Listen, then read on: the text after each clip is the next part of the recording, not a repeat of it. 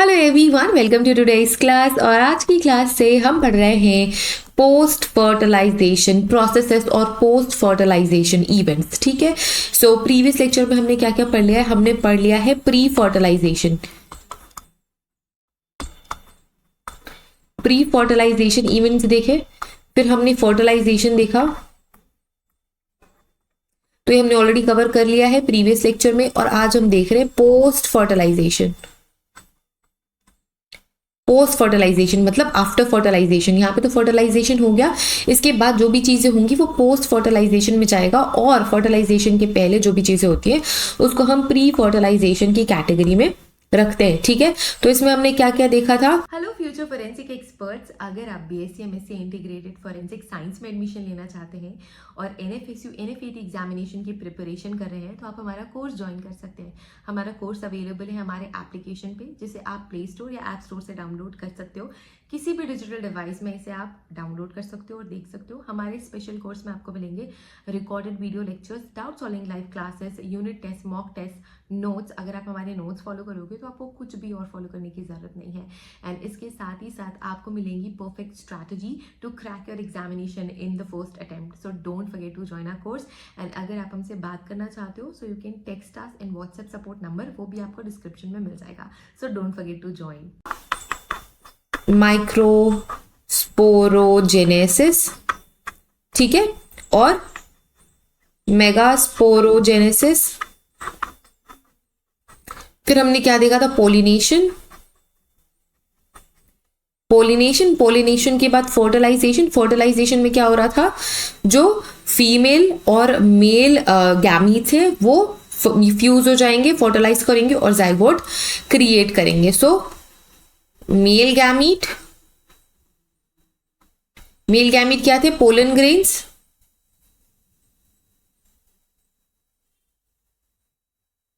Pollen grains किससे fuse हो रहे थे? एग सेल से। ठीक है, एग सेल और एग एपरेटस, और आप ओव्यूल भी बोल सकते हो। ठीक है, और ये क्या बनाएंगे? ये जाइगोट बनाएंगे।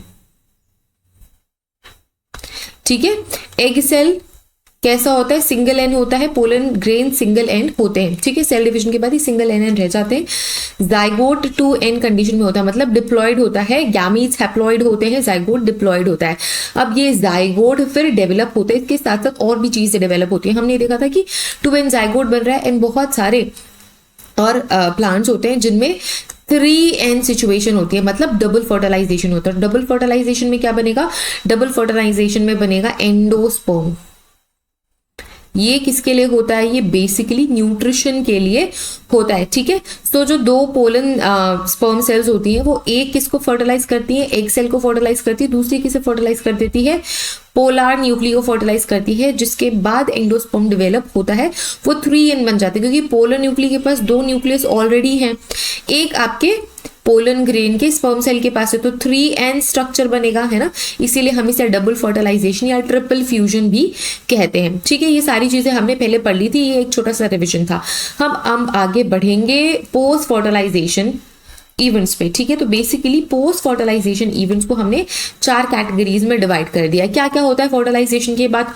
फ्रूट का फॉर्मेशन होता है और सीड का फॉर्मेशन होता है। अगर 3N सिचुएशन है, मतलब डबल फर्टिलाइजेशन हुआ है, तो एंडोस्पर्म का फॉर्मेशन भी होता है। ठीक है, तो इसको हमने 4 स्टेजेस में डिवाइड करा है। कौन कौन से 4 स्टेजेस? तो सबसे पहला है development of endosperm from PEC. PEC क्या है? Primary endospermic cell. ठीक है, एंडोस्पर्म किससे बनता है? प्राइमरी एंडोस्पर्मिक सेल से बनता है। सबसे पहले प्राइमरी एंडोस्पर्मिक सेल बनती है, वो एंडोस्पर्म में डेवलप होती है। नेक्स्ट क्या है? Formation of fruit from ovary. Ovary से क्या बनेगा? फ्रूट बनेगा। और क्या होता है? Formation of seed from ovule. Ovule से सीड बनेगा। इसके अलावा और क्या बनता है? एम्ब्रियो जाइगोट से बनता है। ठीक है, जाइगोट से एम्ब्रियो बनता है। तो इनका सीक्वेंस कैसा होता है? तो सबसे पहले हम ये देखते हैं कि एंडोस्पर्म डेवलप होता है। ठीक है,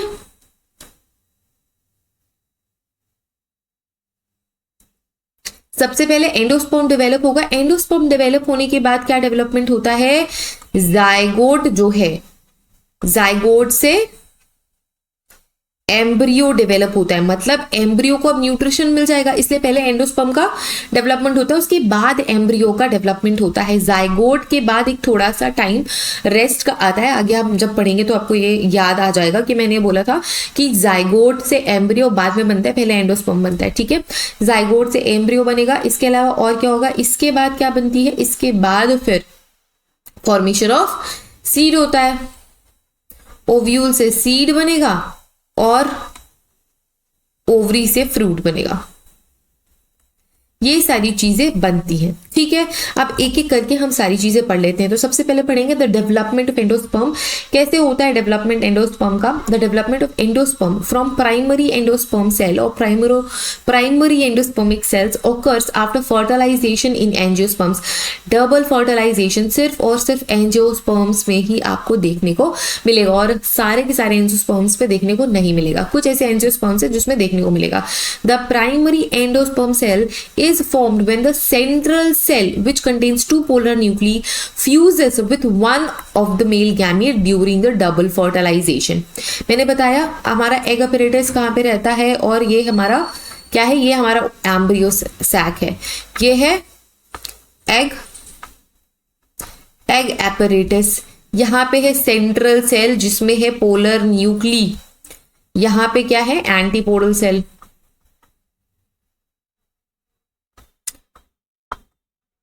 सेंट्रल सेल, ठीक है। अब हम पोलन की सेल्स बनाएंगे, वो पोलन की सेल्स जो 3 सेल्ड स्टेज में शेड हो रही है, ठीक है। सो उसमें से एक सेल तो वेजिटेटिव है, 2 क्या है, 2 स्पर्म सेल है और जेनरेटिव सेल है, ठीक है। एक ने किसको फर्टिलाइज करा, एक ने एग को फर्टिलाइज करा, बच गई दूसरी पोलन ट्यूब आती है, इसको फर्टिलाइज करा। इन पोलन ट्यूब के साथ ही साथ एक और सेल आती है जो सेंट्रल सेल को फर्टिलाइज करता है, 3N double fertilisation, triple fusion हम इसे कहते हैं, ठीक है। सो यहाँ पे जो सेल बनी, जो 3N सेल बनी, उसे ही हम क्या कहते हैं, उसे ही हम प्राइमरी एंडोस्पर्मिक सेल बोलते हैं, ठीक है। And it will result into a triploid 3N nucleus, ठीक है। स्टेजेस देख लेते हैं कि क्या क्या स्टेजेस है। सबसे पहले तो पीईसी का फॉर्मेशन होगा, मतलब ये जो 3N सेल है जब सबसे पहले बनती है, यही पीईसी होती है, प्राइमरी एंडोस्पर्मिक सेल। फिर ये डेवलप होके एंडोस्पर्म का फॉर्मेशन करती है। एंडोस्पर्म के टाइप्स देखेंगे एंड मैच्योरेशन ऑफ एंडोस्पर्म, की एंडोस्पर्म मैच्योर कैसे होता है, ठीक है। अभी जस्ट हमने पढ़ा कि पीईसी कैसे बनती है, जैसे ही जो एक स्पर्म सेल है पोलर न्यूक्ली को फ्यूज कर देती है, सेंट्रल सेल को फ्यूज कर देती है, तो उसे हम 3N बोलते हैं, मतलब 3N बोलेंगे, ट्रिप्लॉइड न्यूक्लियस वाली सेल बोलेंगे, जिसे हम पीईसी कहते हैं, प्राइमरी एंडोस्पर्मिक सेल्स। इसके बाद ये रैपिडली डिवाइड होना शुरू होती है, और कौन सा डिवीजन होता है, माइटोसिस होता है। माइटोसिस की हेल्प से बहुत सारे सेल्स बनने लग जाते हैं, ठीक है। The cytoplasm of the central cells enlarge and accumulate nutrients.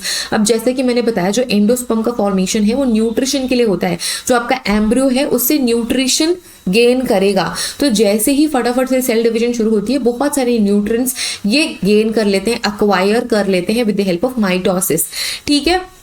The type of endospermic development, so 3 तरीके के एंडोस्पर्मिक डेवलपमेंट्स होते हैं। सबसे पहला होता है न्यूक्लियर टाइप, दूसरा है सेल्यूलर टाइप और दूसरा हेलोबियल टाइप, ठीक है। न्यूक्लियर टाइप कैसा होता है और सेल्यूलर टाइप कैसा होता है, फॉर एग्जाम्पल ये आपका सेल है, दिस इज योर सेल, या फिर मैं एक डायग्राम ही बनाती हूँ, ये आपका सेल मानो, ठीक है, ये आपका सेल है, दिस इज पीईसी। अब पीईसी के अंदर बहुत सारे सेल डिविजन होंगे, तो बहुत सारे न्यूक्लियस बन जाएंगे, ठीक है। इसमें रैपिड सेल डिविजन होता है, कैसा होता है, रैपिड सेल डिविजन होगा। अब इतना रैपिड होता है ये सेल डिवीजन की साइटोकाइनेसिस नहीं हो पाता, 2 सेल अलग नहीं हो पाती, मतलब 2 न्यूक्लियस बन जाते हैं, वो दोनों न्यूक्लियस अलग अलग बन जाते हैं, बट सेल वॉल का डेवलपमेंट नहीं हुआ है। तो अभी सिर्फ और सिर्फ बहुत सारे न्यूक्लियस हैं, तो ऐसे एंडोस्पर्म को हम क्या कहते हैं, न्यूक्लियर टाइप एंडोस्पर्म, क्योंकि यहाँ पे न्यूक्लियस हैं, ठीक है। इसके बाद जैसे ही न्यूक्लियस बन जाते हैं, धीरे से इसमें क्या होने लगता है, साइटोकाइनेसिस होने लगता है, या फिर सेल वॉल जेनरेट होने लगती है, जो कि एक इंडिविजुअल सेल बना लेती है, इसे हम बोलते हैं सेल्यूलर टाइप, ठीक है।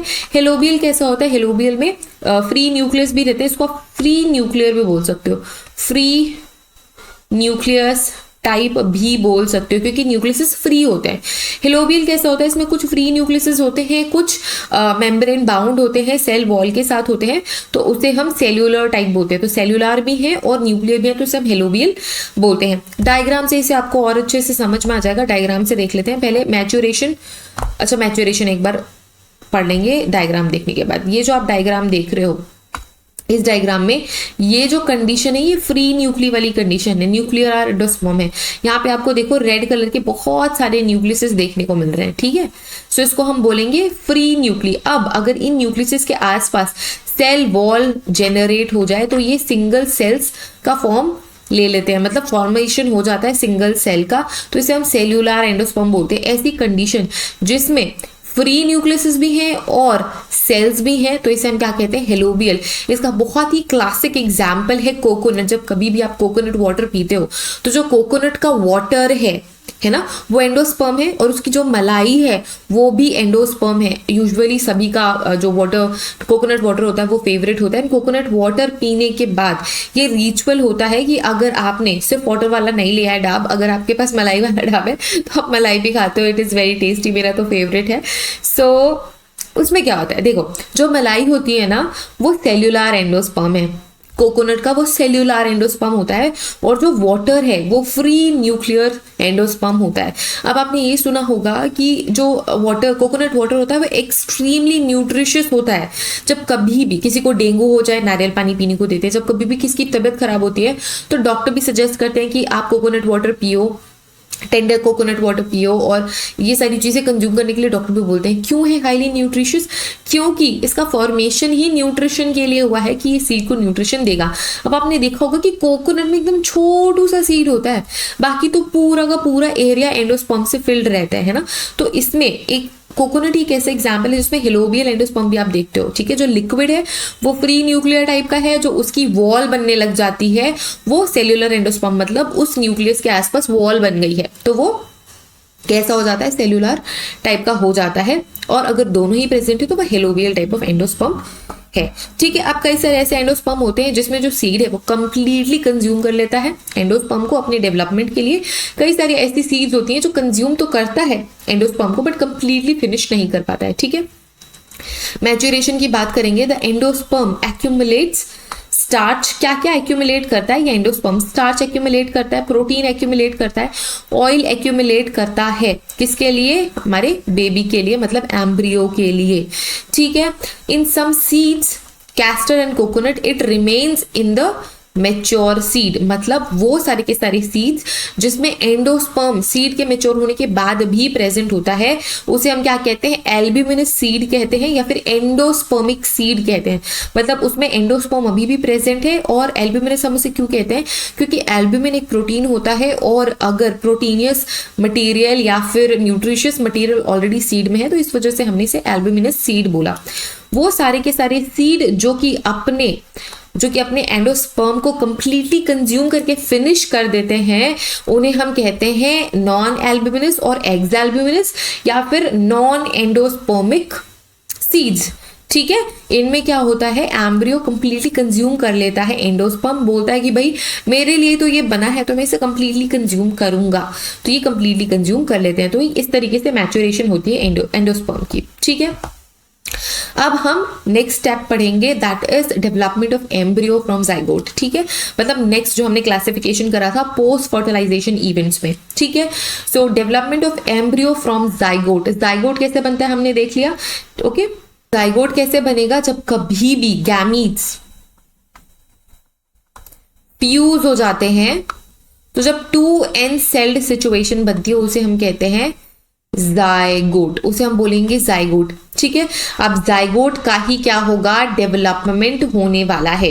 The zygote in the first diploid, the zygote is the first diploid cell which is formed after the fusion of male and female gamete during fertilisation. Fertilisation को आप कई जगह सिंगमी भी देखोगे, मतलब कई जगह सिंगमी वर्ड से फर्टिलाइजेशन को रेफर किया गया है। Syngamy is another word for fertilisation.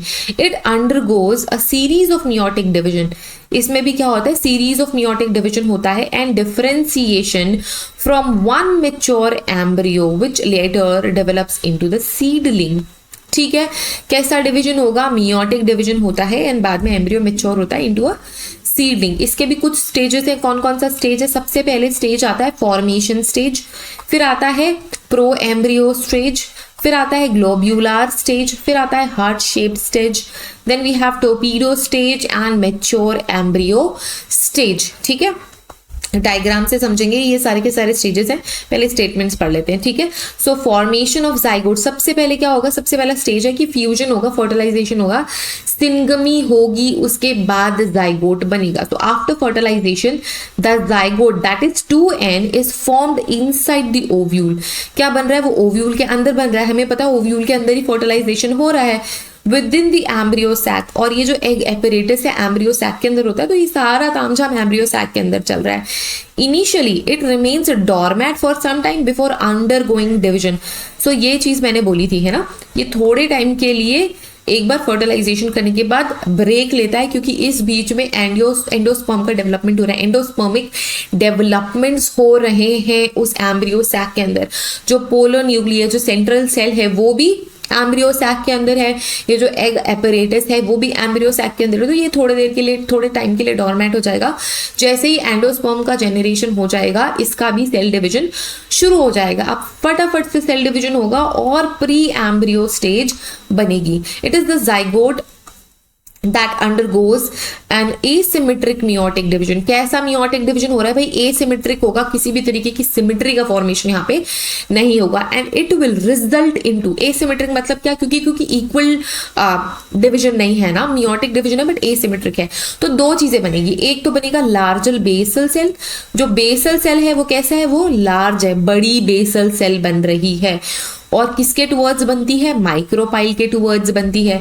A small terminal cell towards the chalaza. ये किधर बनेगी? चलाजल। जब हमने ओव्यूल देखा था तो वो इस तरीके का था, ऐसा था ना, कुछ ऐसा था वो। मैंने एक रफ डायग्राम बनाया है, मैं यहाँ पे आपको एम्ब्रियो सैक बना के भी याद दिला देती हूँ। यहाँ पे एम्ब्रियो सैक था, ये जो दो लेयर्स दिख रही हैं ये इंट्यूबमेंट्स थे। यहाँ पे जो छोटी ओपनिंग थी इसको हमने बोला था माइक्रोपाइल। ये जो एंड था इसको हमने बोला था चलाजा एंड। ठीक है, जब फर्टिलाइजेशन हो गया, मतलब यहाँ पे फर्टिलाइजेशन हो गया, अब इसमें सेल डिविजन शुरू होगी। तो एक कैसे डिविजन होगी? एसिमेट्रिक मियोटिक डिवीजन होगी। और यहाँ पे एक बड़ी सेल किधर बनेगी? बड़ी सेल इस साइड पे बनेगी, मतलब माइक्रोपाइलर एंड की साइड पे बनेगी बड़ी सेल, और एक छोटी सेल चलाजल एंड की साइड पे बनेगी। ठीक है, स्मॉल टर्मिनल सेल, छोटे वाले को हमने बोला टर्मिनल सेल, टर्मिनल सेल, और इधर के को हमने क्या बोला? Large basal cell. ठीक है, ये लार्ज बेसल सेल है। अब वापस से आते हैं हमारे स्टेटमेंट्स पे। ठीक है, the basal cell forms a suppressor which pushes the developing embryo into the nutrient rich endosperm. अब ये जो बेसल सेल है, ये जो बड़ी सेल है, वो दादागिरी कर रही है।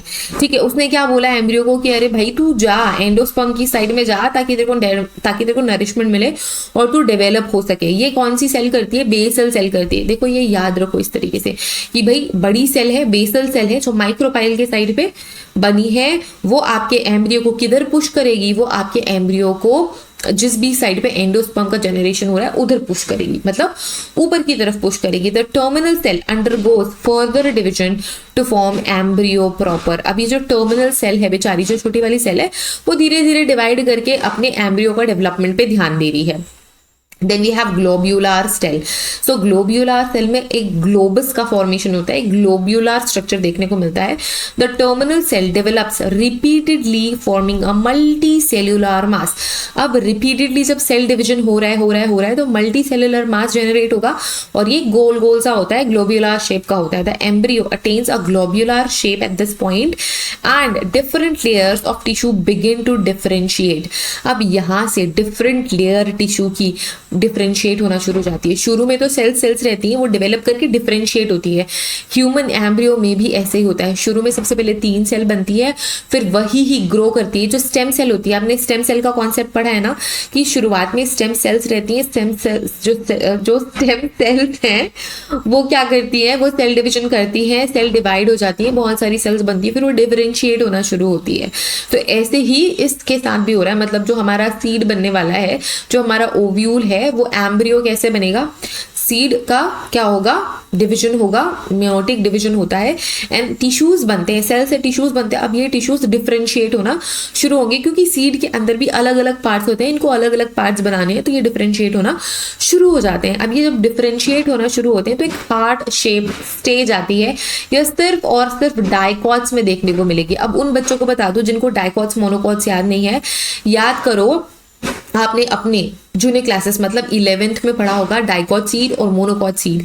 मोनोकॉट सीड जिसमें सिर्फ एक कॉटलिडन होता है, डाइकॉट सीड जिसमें दो कॉर्ड्स होते हैं, ठीक है। तो ये जो हार्ट शेप्ड स्टेज आती है सिर्फ और सिर्फ डाइकॉटलिडन्स मतलब डाइकॉट्स में देखने को मिलेगी, ठीक है।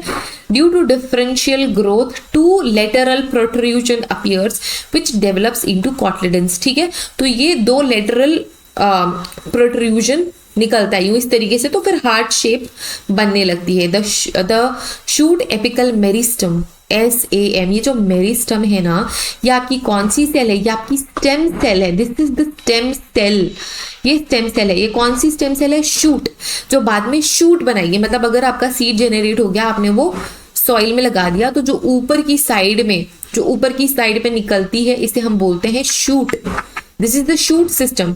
और यहां से इसी सीड से छोटी सी रूट का फॉर्मेशन होगा, इसको हम बोलते हैं रूट सिस्टम, ठीक है। तो ये जो शूट है, जो ये एपिकल मेरिस्टम है, ये जो स्टेम सेल है शूट की, उसे हम क्या कहते हैं, the shoot apical meristem and the root apical meristem begin to differentiate. और इस हार्ट शेप स्टेज में ही ये दोनों ही जो स्टेजेस होते हैं, जो रूट बनाएगी और जो शूट बनाएगी, ये डिफरेंशिएट होना शुरू हो जाते हैं। फिर आती है टॉर्पीडो स्टेज। इस स्टेज में क्या होता है, जो कॉटलिडन्स होते हैं वो इलोंगेट होना शुरू हो जाते हैं, that gives the embryo a torpedo like shape. अब यहाँ पे ही जो वेस्क्यूलर टिश्यूज हैं वो भी बनने शुरू हो जाते हैं। इसके बाद जो लास्ट स्टेज आती है वो मेच्योर वाली स्टेज है, मेच्योर एम्ब्रियो वाली स्टेज है। The full development of embryo consist of cotyledons, embryonical axis and hypocotyl, epicotyl etcetera etcetera, different parts होते हैं आपके सीड के। मतलब आपका एम्ब्रियो मेच्योर हो चुका है अब, ठीक है। तो इसमें कॉटलिडन्स होता है, अगर मोनोकॉट सीड है तो एक कॉटलिडन होगा, अगर डाइकॉट सीड है तो दो कॉटलिडन्स होंगे, ठीक है। एम्ब्रियोनियल एक्सेस कैसा होता है, जब आप सीड ओपन करोगे तो इस तरीके से वो कुछ दिखता है, इस तरीके से, ठीक है। तो ये वाला जो एक्सेस होता है इसको हम बोलते हैं प्लूम्यूल। ये क्या बनाएगा, ये शूट बनाएगा, ये शूट बनाएगा, ठीक है। और ये क्या है, this is radical axis, this is radical. और ये क्या बनता है, ये रूट में कन्वर्ट हो जाता है, रूट सिस्टम बनाने का काम करता है। तो ये सारी चीजें ऑलरेडी डेवलप हो जाती हैं। अब देखो ये है डायग्राम, ठीक है। यहाँ पे क्या हुआ, ये हमारा फर्टिलाइज्ड एग है, यहाँ पे फर्टिलाइजेशन हो गया, ठीक है। अब ये जाइगोट बन चुका है। अब इसके बाद क्या होगा, सेल डिवीजन होगा और क्या होगा, एसिमेट्रिक मियोटिक डिवीजन होता है। एसिमेट्रिक है, बेसल सेल बड़ी है, एपिकल सेल छोटी है ना। तो एसिमेट्रिक है, बराबर नहीं है। जो बेसल सेल है और जो एपिकल सेल है, एपिकल सेल में ही सारा ज्यादा तामझाम होने वाला है, हालांकि बेसल सेल भी डेवलप होगी। अब देखो बेसल सेल इस तरीके से डेवलप हो रही है और जो एपिकल सेल है वो भी क्या हो रही है, डेवलप हो रही है। इन दोनों में ही, दोनों एरियाज में ही सेल डिवीजन शुरू हो गया है। इसके बाद जब कई सारी सेल्स बन जाती है तो ग्लोब्यूलर स्टेज आती है। यहाँ पे एक ग्लोब जैसा स्ट्रक्चर, ग्लोब्यूलर स्ट्रक्चर आपको देखने को मिल रहा है, इसी वजह से हम इसे ग्लोब्यूलर स्टेज कहते हैं, ठीक है। इसके बाद ये थोड़ा और डेवलप होती है and then heart shape structure generate होता है। मतलब ये दो प्रोट्रूजन्स आ गए, दो प्रोट्रूजन्स आ गए, यहाँ पे डेवलपमेंट हो रहा है, डिफरेंशिएशन हो रहा है, ठीक है। सो ये क्या है, ये सस्पेंसर है। ये जो सस्पेंसर है यही ही आपके जो आपका ओव्यूल है, जो आपका बेसिकली आपके जब फर्टिलाइजेशन हो जाता है तो जो आपकी एग होती है उसको किधर धक्का दे रहा है, उसको धक्का दे रहा है एंडोस्पर्म की साइड में। तो ये सस्पेंसर होते हैं, ठीक है। इसके बाद ये कॉटलिडन्स जनरेट हो रहे हैं, जो दो हार्ट शेप प्रोट्रूजन्स निकलते हैं। इसके बाद टॉर्पीडो शेप में ये कॉटलिडन्स का फॉर्म ले लेते हैं। अब देखो ये वाला स्टेज, ये वाला जो हिस्सा है वो ज्यादा डेवलप्ड दिख रहा है आपको as compare to this one, ठीक है। अब यहाँ पे देखो, this is the apical root apical meristem. यहाँ पे रूट एपिकल मेरिस्टम बनेगा और यहाँ पे शूट सिस्टम बनेगा। मतलब यहाँ से रूट सिस्टम बनेगा, यहाँ से शूट सिस्टम बनेगा। इसके बाद एम्ब्रियो मैच्योर होता है और इस तरीके का डेवलपमेंट आपको देखने को मिलेगा। ये दोनों कॉटलिडन्स है, ये सिर्फ और सिर्फ डाइकॉट सीड का एग्जाम्पल हम देख रहे हैं, तभी ये हार्ट शेप स्टेज पड़ रही है, ठीक है। ये दोनों कॉटलिडन्स हैं एंड यहाँ पे बेसिकली आपका क्या होता है, ये यहाँ से आपकी शूट सिस्टम का डेवलपमेंट इस पर्टिकुलर एरिया से होता है। इसके ऊपर एक सीड कोट होता है और यहाँ पे क्या होती है, एक छोटी सी कैप होती है जिसको हम बोलते हैं रूट कैप। सो यहाँ कहीं पे आपका रूट सिस्टम होता है, यहाँ से ही रूट्स का जनरेशन होता है। यहाँ पे देखो ये एम्ब्रियो है, इसके ऊपर एक पतली सी येलो कलर की आपको सर्कल दिख रहा है, that is nothing but seed coat. ये दो कॉटलिडन्स है, ठीक है। ये दोनों ही कॉटलिडन्स ब्रेक हो जाते हैं जब कभी भी ये सॉइल में जाता है, ये ड्राई हो जाता है, इसके बाद ड्राई होना शुरू होता है। ड्राई क्यों हो रहा है, ताकि ये प्रिजर्व रख सके खुद को, और जैसे ही फेवरेबल कंडीशन आएंगी ये जर्मिनेट हो जाएगा। अब इसका बहुत एक मस्त एग्जाम्पल है, आप सभी ने छोले की सब्जी खाई है, आपने वो चने देखे हैं जिससे कि छोले बनते हैं, मतलब छोले वाले चने देखे हैं ना। तो हम क्या करते हैं, सब्जी बनाने से पहले उसको या तो ओवरनाइट पानी में भिगा के रखते हैं या फिर कुछ घंटों के लिए हमें भिगाना पड़ता है। तो वो बहुत ड्राई सा होता है, फिर वो कैसे हो जाता है, वो पानी रिटेन कर लेता है, पानी भर जाता है उसके अंदर, वो फूल के बड़ा हो जाता है। तो वो पानी कहाँ से घुसता है, आपने देखा होगा कि वो कुछ इस तरीके से दिखता है, ऐसा सा दिखता है ना। सो इस प्लेस से ये बेसिकली आपका माइक्रोपाइलर एंड होता है। यहाँ पे छोटा सा स्पेस होता है ताकि एयर और वाटर एंटर कर सके। एयर एंड वाटर एंटर जैसे ही करेगा ये कैपेबल हो जाएगा जर्मिनेशन के लिए। लेट्स से अगर आपने इसकी सब्जी नहीं बनाई है, डाइकॉट होता है, जब आप इसके ऊपर का छिलका निकाल दोगे तो अंदर से दो चने अलग हो जाते हैं, है ना। तो फॉर एग्जाम्पल अगर आपने इसकी सब्जी नहीं बनाई, इसको आपने रख दिया किसी मसलिन क्लॉथ में कवर करके, तो 1 या 2 दिन में जर्मिनेशन हो जाता है। जर्मिनेशन होता है ना, चने के साथ भी ऐसा होता है। जब कभी भी आपने कभी डिसाइड करा होगा, अब आप डाइट प्लान कर रहे हो, आप हेल्दी चीजें खाओगे, तो आप क्या करते हो, ऐसे ही करते हो ना। जो चने होते हैं या लेट्स से जो छोले होते हैं, उनको भी, इनमें भी प्रोटीन बहुत ज्यादा होता है, प्रोटीन का जो अमाउंट होता है वो ज्यादा होता है। तो आप क्या करते हो, इनको भिगाते हो एंड देन फिर उसको जर्मिनेट होने के लिए छोड़ देते हो, क्योंकि वो और भी ज्यादा न्यूट्रिशियस होता है। छोटी छोटी से शूट निकल जाते हैं उसमें, root and shoot system develop हो जाता है। तो ये कब डेवलप होता है, जब फेवरेबल कंडीशन आई। सीड को जब लगेगा कि ओ अब तो फेवरेबल कंडीशन आ गई है, मुझे वाटर भी मिल गया है, मुझे मॉइस्चर मिल गया है, मुझे वाटर मिल गया है, मुझे एयर मिल गई है, तो वो जर्मिनेट होना शुरू करते हैं। अगर उस स्टेज पे अगर आप उसे सॉइल में लगा दोगे तो एक नया प्लांट बन जाएगा। ये करके देखना कभी, ठीक है। तो ये हमने पढ़ लिया फॉर्मेशन ऑफ एम्ब्रियो, ठीक है। Next we have formation of seed, ठीक है। अब यही ही सीड जब ये ड्राई हो जाएगा तो सीड का फॉर्मेशन हो जाएगा। सो यहाँ पे भी कुछ स्टेजेस हैं, जैसे कि फर्टिलाइजेशन एंड जाइगोट फॉर्मेशन, जो कि अभी हमने देख लिया। सो ये सेम रिपीटेड चीजें हैं, ये सेम चीजें ही फॉलो करेंगी। सो ये मैं वापस से रिपीट नहीं कर रही हूँ, क्योंकि मैं ये अज्यूम कर रही हूँ आपको सब कुछ समझ में आ गया है। अगर नहीं समझ आ रहा होगा, you can get in touch with me, हम डिस्कस कर लेंगे। If you need any help regarding the topic, वो सारी की सारी हेल्प मैं आप सभी के साथ शेयर करूंगी। तो अगर डाउट होगा तो at any point of time just get in touch with me, ठीक है। सो सीड फॉर्मेशन, अब ये जो एम्ब्रियो है ये किस में कन्वर्ट हो जाएगा, सीड में कन्वर्ट हो जाएगा। छोले का एग्जांपल मैंने दिया, ये ड्राई हो जाता है और फेवरेबल कंडीशन का इंतजार करता है। सो स्टेजेस क्या क्या है ओवरऑल देख लेते हैं। फर्टिलाइजेशन एंड जाइगोट फॉर्मेशन, इसके बाद development of embryo and endosperm हमने देख लिया। फॉर्मेशन ऑफ सीड कोट, बस एम्ब्रियो के ऊपर सीड कोट का डेवलपमेंट होता है एंड सीड बन जाता है, ठीक है। ये वाला स्टेज पढ़ लेते हैं। The integuments of the ovule harden and transfer into seed coat. Integuments हमने देखे थे जब हमने ओव्यूल का स्ट्रक्चर देखा था, तो दो इंट्यूगमेंट्स हमने देखे थे। यही इंट्यूगमेंट्स हार्ड होके सीड कोट का फॉर्मेशन करते हैं, ठीक है। The outer layer forms the testa, this is called as testa, ये हार्ड होता है और प्रोटेक्टिव लेयर होता है। The inner layer form tegmen that is thin and delicate, और ये सीड का फॉर्मेशन हो जाता है।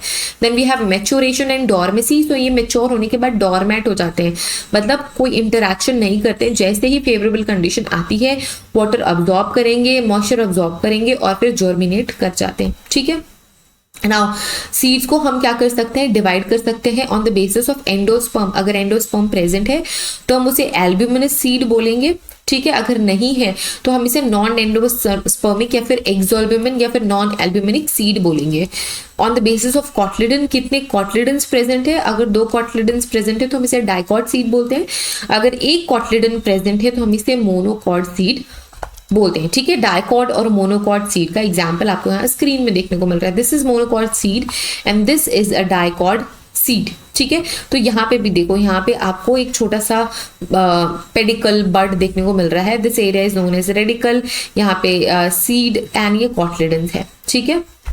सो ये डाइकॉट का एग्जाम्पल है, this is monocots example. Next we have formation of fruit from ovary. आपको ये पता है कि ओवरी ही फ्रूट में कन्वर्ट होती है। So after fertilisation the flowering plants मतलब angiosperms, the ovary develops into a fruit which encloses the seed. जो फ्रूट है उसके अंदर ही सीड होता है, सीड एनक्लोज करके रखता है, मतलब फ्रूट सीड को एनक्लोज करके रखता है। The transformation is called fruit development और फ्रूटिफिकेशन।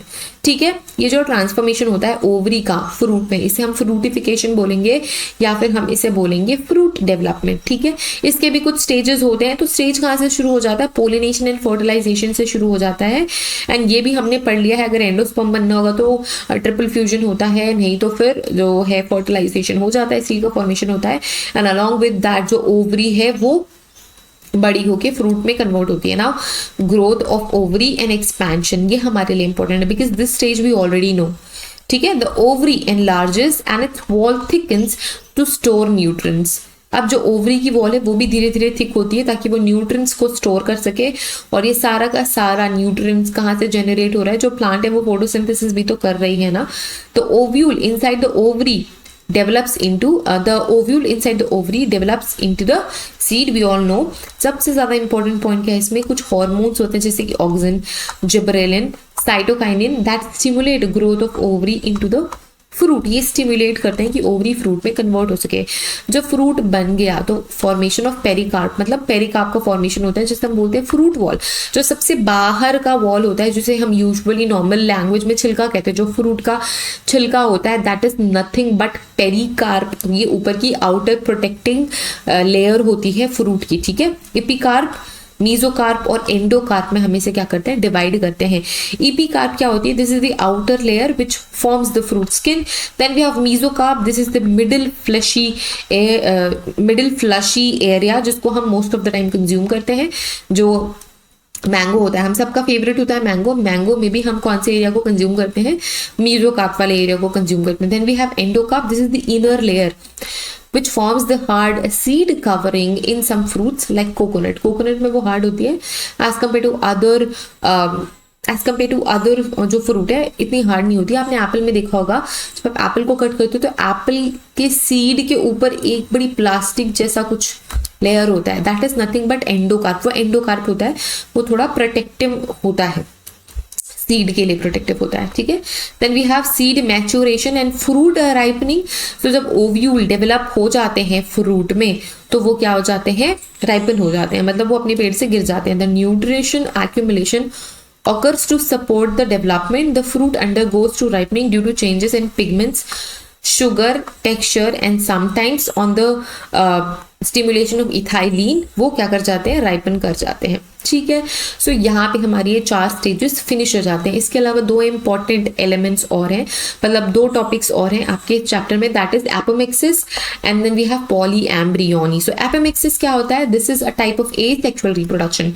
ये कैसा रिप्रोडक्शन है? एसेक्सुअल रिप्रोडक्शन है, मतलब ओनली वन पेरेंट। ठीक है, in plants where seed develop without fertilisation. इसमें क्या हो रहा है? सीड का डेवलपमेंट हो रहा है लेकिन फर्टिलाइजेशन नहीं हो रहा है। विदाउट फर्टिलाइजेशन सीड का डेवलपमेंट हो रहा है। ठीक है, किसी भी तरीके का मियोसिस भी नहीं हो रहा है। That results in offspring that is genetically identical. जब एक ही पेरेंट है तो उसके पास अपने नेक्स्ट जनरेशन को ऑफर करने के लिए वो सेम टू सेम डीएनए नहीं है, इस वजह से इसकी जो नेक्स्ट जनरेशन होती है वो एग्जैक्टली जेनेटिकली सेम होती है अपने पेरेंट से। ठीक है, इसको हमने 2 कैटेगरीज में डिवाइड करा है। First we have gamospermy, then we have vegetative apomixis. इसमें भी 2 सब टाइप्स हैं, 2 या 3 सब टाइप्स हैं। ठीक है, it is the seed formation without fertilisation, the embryo forms without fertilization, example है mango and citrus fruits। इसके सब टाइप्स क्या है? Adventive embryony, embryo develops directly from somatic cells of the ovule। Ovule के जो सोमैटिक सेल्स हैं, अब 2 तरीके के सेल्स होते हैं, एक होते हैं सोमैटिक सेल, एक होते हैं आपके जेनरेटिव सेल या वो सेल जो कि किसी भी इंडिविजुअल का सेक्स डिटर्मिन करते हैं कि मेल होगा या फीमेल होगा। ठीक है, तो ये जो सेल्स होते हैं वो 2n से सेल डिवाइड होके सिंगल n में कन्वर्ट हो जाते हैं, और ये वाले ही सेल, ठीक है, सोमैटिक सेल्स के अपोजिट एक और सेल होती है, एक तो होती है सोमैटिक सेल, दूसरी होती है जर्म सेल। जर्म सेल जो कि नेक्स्ट जनरेशन में पार्टिसिपेट करती है, नेक्स्ट जनरेशन डेवलपमेंट में पार्टिसिपेट करती है only in sexual reproduction. But यहाँ पे किसी भी तरीके का सेक्सुअल रिप्रोडक्शन नहीं हो रहा है, ए सेक्सुअल रिप्रोडक्शन हो रहा है, तो यहाँ पे जर्म सेल की हमें जरूरत नहीं है, सिर्फ और सिर्फ सोमैटिक सेल से हमारा काम हो जाएगा, ठीक है। तो जो सोमैटिक सेल होती है ओव्यूल की, वही ही डेवलप हो जाती है हमारे नेक्स्ट जनरेशन में, मतलब वो एग्जैक्टली डेवलप होके जो नक्लस है और जो इंट्यूगमेंट्स है वो किसका जनरेशन करती है, सीड का जनरेशन करती है। Then we have diplospory, so embryos form from an unreduced megaspore mother cell skipping meiosis, ठीक है।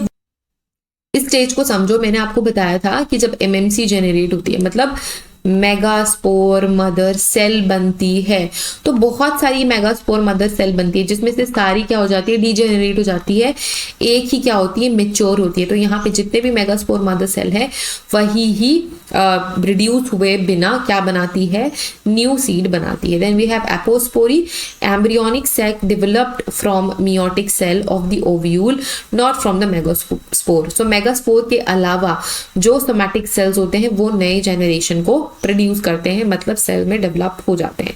Then we have vegetative apomixis, the embryo arises from the plant structure like leaves and roots. तो कौन कौन से vegetative structure से develop हो रहे हैं, या तो रूट से हो रहे हैं या तो लीव से हो रहे हैं।